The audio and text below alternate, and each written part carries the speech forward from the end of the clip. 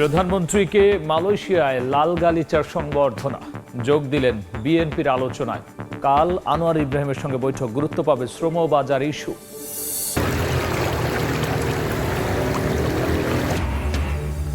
পাহাড়ি ঢলে সুনামগঞ্জের নিম্নাঞ্চল প্লাবিত, সিলেটের সাদা পাথর পর্যটন কেন্দ্র বন্ধ ঘোষণা।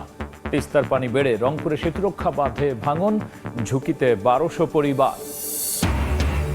কাতারে কর্মস্থলে যাওয়ার পথে ভয়াবহ সড়ক দুর্ঘটনা, প্রাণ গেল 5 বাংলাদেশের। কমিউনিটিতে শোকের ছায়া, গ্রামের বাড়ি সিলেটের কানাইঘাটে, স্বজনদের আর্তনাদ। এবং সিলেটের শাহজালাল মাজারের দান বাক্স নিয়ন্ত্রণে নজিরবিহীন হস্তক্ষেপ, জেলা প্রশাসনের কার্যক্রমে ক্ষুব্ধ ভক্ত অনুসারী, ডিসি সারওয়ার আলমকে প্রত্যাহার।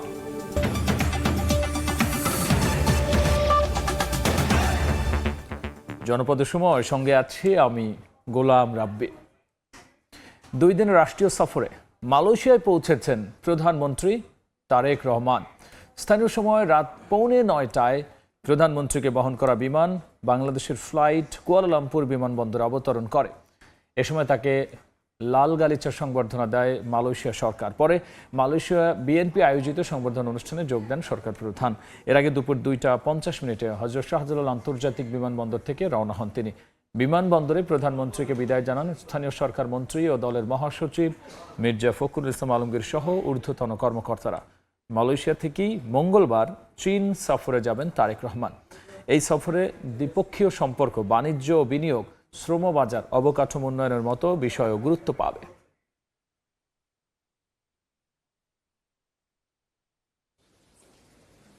ভারত থেকে নেমে আসা পাহাড়ি ঢলে তলিয়ে গেছে সিলেটের পর্যটন কেন্দ্র সাদা পাথর এলাকা। বন্ধ ঘোষণা করা হয়েছে পর্যটন কেন্দ্র, নৌ চলাচল। সুনামগঞ্জ 3 উপজেলার নিম্নাঞ্চল তলিয়ে গেছে, সড়ক ডুবে যাওয়ায় ভোগান্তিতে পড়েছেন স্থানীয়রা।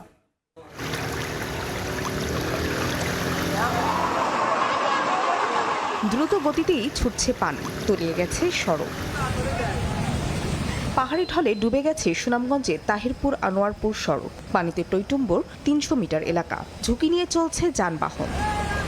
বাধ্য হয়ে পায়ে হেঁটে চলাচল করছেন স্থানীয়রা। তাহিরপুরের কলাগাঁও সীমান্ত এলাকায় পাহাড়ি ঢলে ভেসে আসে কয়লা, সেই কয়লা সংগ্রহের হিড়িক স্থানীয়দের। এদিকে মেঘালয়ের চেরাপুঞ্জিতে কয়েকদিন ধরে হয় ভারী বৃষ্টিপাত, ধলাই নদীতে নেমে আসে সেই পানি। রোববার সকাল থেকে সিলেটে কোম্পানীগঞ্জ উপজেলার সাদা পাথর এলাকায় বাড়তে থাকে পানির প্রবাহ, তলিয়ে যায় পর্যটন কেন্দ্রে থাকা একাধিক ভ্রাম্যমাণ দোকান। সাময়িকভাবে বন্ধ রাখা হয় নৌ চলাচল, পর্যটকদের সরিয়ে নেয় স্থানীয় প্রশাসন। আসার পর তো মন খারাপ, বৃষ্টি হচ্ছে, বৃষ্টির জন্য আমাদের এখানে আর কি আটকা পড়া। সাদা পাথর পর্যটন সাময়িকভাবে বন্ধ ঘোষণা করেছে প্রশাসন। প্রশাসন থেকে মানা করা হয়েছে, আর আমরা এখানে চেকিং এ আছি যাতে কোনো নৌকা কোনোভাবে যাইতে না পারে। পর্যটকরা গেলে এখানে বিপদের সম্মুখীন হতে পারে, সেই জন্য আমরা সাময়িক সময়ের জন্য বন্ধ রেখেছি। সাদা পাথর এলাকায় অস্থায়ী অন্তত 50টি দোকান ঢলের পানিতে ভেসে গেছে। ফাহরিয়া ফারজানা, সময় সংবাদ। খাদেম নন, সিলেটে বড় 2 মাজারের আয় ব্যয়ের হিসাব রাখবে জেলা প্রশাসন। এজন্য বসানো হয়েছে নতুন দানবাক্স আর সিসিটিভি। অনেকে স্বাগত জানালেও 700 বছরের ইতিহাসে দান বাক্সে প্রশাসন হস্তক্ষেপের ঘটনায় ক্ষুব্ধ অনেকেই। সিলেট থেকে দিগেন সিংহের ছবিতে জানবো অপু বণিকের রিপোর্টে। হযরত শাহজালাল রহমতুল্লাহি আলাইহি ও হযরত শাহপরান রহমতুল্লাহি আলাইহি এর মাজার থাকায় অলি আউলিয়ার পুণ্যভূমির খ্যাতি আছে সিলেটের। মানত পূরণের আশায় প্রতিদিনই হাজারো ভক্তের পদচারণায় মুখর থাকে মাজার। ভক্তরা দান বাক্সে নগদ অর্থের পাশাপাশি দান করে স্বর্ণালংকার সহ নানা মূল্যবান সামগ্রী। 700 বছর ধরে মাজারের এসব দেখভাল করে আসছে মাজার কমিটি। অভিযোগ উঠেছে খাদেম পরিচয়ে একটি সিন্ডিকেট দীর্ঘদিন ধরে মাজারের বিপুল অর্থ ও সামগ্রী ভোগ দখল করে আসছে। টাকা পয়সা এগুলা যেন সঠিক ব্যবস্থাপনা, সঠিক কাজে ব্যবহার হয়। স্বচ্ছতা ও জবাবদিহিতা নিশ্চিত করতে পুরনো দান বাক্স সরিয়ে বসানো হয়েছে নতুন দান বাক্স।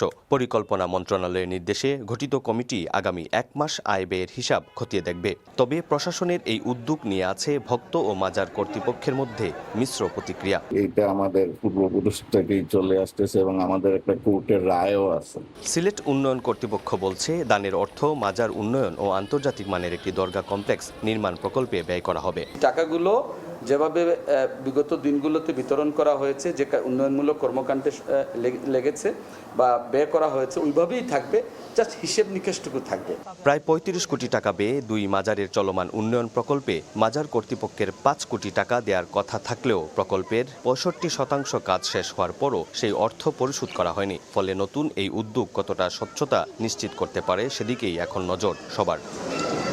অপু বণিক, সময় সংবাদ, সিলেট। প্রশাসনের আলোচিত কর্মকর্তা মোহাম্মদ সরওয়ার আলমকে সিলেটের জেলা প্রশাসক ও জেলা ম্যাজিস্ট্রেটের দায়িত্ব থেকে প্রত্যাহার করা হয়েছে। পদায়ন করা হয়েছে জনপ্রশাসন মন্ত্রণালয়ের উপসচিব পদে। জনপ্রশাসন মন্ত্রণালয়ের সিনিয়র সহকারী সচিব জেতি প্রুর স্বাক্ষর করা এক প্রজ্ঞাপনে তথ্য জানানো হয়। প্রজ্ঞাপনে উল্লেখ করা হয়, মোহাম্মদ সরওয়ার আলমকে বদলিজনিত কারণে জনপ্রশাসন মন্ত্রণালয়ের উপসচিব পদে পদায়ন করা হয়। জানানো হয়, জনস্বার্থে জারি করা এই আদেশ তাৎক্ষণিকভাবে কার্যকর হবে। এর আগে 2025 সালের 18 আগস্ট জনপ্রশাসন মন্ত্রণালয়ের এক প্রজ্ঞাপনের মাধ্যমে তাকে সিলেটের জেলা প্রশাসক ও জেলা ম্যাজিস্ট্রেট হিসেবে নিয়োগ দেয়া হয়। মধ্যপ্রাচ্যের দেশ কাতারে ভয়াবহ সড়ক দুর্ঘটনায় 5 বাংলাদেশি সহ 6 জন নিহত হয়েছেন, যাদের মধ্যে বাংলাদেশিদের বাড়ি সিলেটের কানাইঘাটে।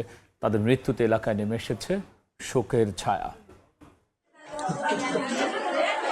কাতারে কর্মস্থলে যাওয়ার পথে মর্মান্তিক সড়ক দুর্ঘটনায় প্রাণ গেল 5 বাংলাদেশি সহ 6 জনের। দেশটির স্থানীয় সময় রোববার সকাল 10:30টার দিকে আল শাহানিয়া শহরের সামাল সড়কে নিয়ন্ত্রণ হারিয়ে দুমড়ে মুচড়ে যায় প্রাইভেট কার। এতে ঘটনাস্থলেই মারা যান সিলেটের কানাইঘাট উপজেলার দক্ষিণ বাণীগ্রাম ইউনিয়নের গাছবাড়ি এলাকার বাসিন্দা জসিম উদ্দিন, জিবাল উদ্দিন, মোস্তাক আহমেদ, জুবাইর আহমদ ও কাদের আহমদ। তাদের মৃত্যুর খবরে শোকাহত পরিবার। লাস্টটা মনে করো যাতে জেলা দেশ আয় ও ব্যবস্থা কাতার যারা আসো নকলে ইন্ডিয়া ব্যবস্থাটা করতা আর দোয়া করতা যে পরিবার তো আর উপার্জনকারী কেউ নাই। নিহত অপর ব্যক্তি ভারতীয় নাগরিক।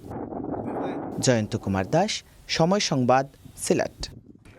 কুষ্টিয়ায় পাথর বোঝাই ট্রাক উল্টে চালক ও হেলপার নিহত হয়েছেন। গোপালগঞ্জে বাস ও পিকআপের সংঘর্ষে 5 জন আহত হয়েছেন। সকালে চাঁপাইনবাবগঞ্জের সোনা মসজিদ থেকে পাথর নিয়ে একটি ট্রাক ফরিদপুর যাচ্ছিল। কুষ্টিয়ার বাইপাস এলাকায় আসলে হঠাৎ নিয়ন্ত্রণ হারিয়ে ট্রাকটি উল্টে যায়। এ সময় কেবিনে আগুন ধরে যায়। খবর পেয়ে ফায়ার সার্ভিস গিয়ে চালক আনিস ও হেলপার রতনের মরদেহ উদ্ধার করে। এদিকে দুপুরে ঢাকাগামী একটি পিকআপ ভ্যান গোপালগঞ্জের পুলিশ লাইন্স এলাকা পার হওয়ার সময় হঠাৎই ডান পাশের চাকা খুলে যায়। এতে চালক গাড়িটি নিয়ন্ত্রণ হারিয়ে ফেলেন। এ সময় বিপরীত দিক থেকে আসা খুলনাগামী ওয়েলকাম এক্সপ্রেস পরিবহনের বাসের সঙ্গে সংঘর্ষ হয়। এতে উভয় গাড়ির অন্তত 5 জন আহত হয়।